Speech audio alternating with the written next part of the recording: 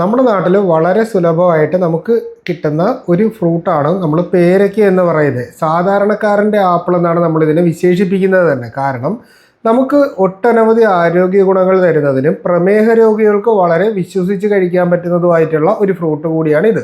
അപ്പോൾ ഇതിൻ്റെ പ്രധാനപ്പെട്ട ചില ഗുണങ്ങളെന്ന് പറയുന്നത്, ഒന്ന്, ഇതിൻ്റെ അകത്ത് നല്ല രീതിയിൽ വൈറ്റമിൻസും ആൻറ്റി ഓക്സിഡൻസും ഉണ്ട്. അപ്പോൾ നമ്മൾ ഡീജനറേഷൻസിനെയൊക്കെ പ്രിവെൻറ്റ് ചെയ്യുന്നതിന് വേണ്ടിയിട്ട് സഹായിക്കും. ഇനി ഇതിൻ്റെ അകത്ത് നല്ല രീതിയിൽ ഡയറ്ററി ഫൈബേഴ്സ് ഉള്ളത് കൊണ്ട് തന്നെ പ്രമേഹ രോഗികൾക്ക് വളരെ വിശ്വസിച്ച് ഇത് കഴിക്കാനായിട്ട് സാധിക്കും. അതിനോടൊപ്പം തന്നെ മലബന്ധം, അസിഡിറ്റി, പുളിച്ചു തകട്ടൽ മുതലായിട്ടുള്ള പ്രശ്നങ്ങളുള്ള സമയത്ത് ഇതൊക്കെ മാറ്റുന്നതിന് വേണ്ടിയിട്ട് ഇതിന് നല്ല രീതിയിലൊരു കഴിവ് തന്നെ ഉണ്ട്. അതിനോടൊപ്പം തന്നെ ഫോളിക് ആസിഡ് ഇതിൻ്റെ അകത്ത് അത്യാവശ്യം നമുക്ക് കിട്ടുന്നുണ്ട്.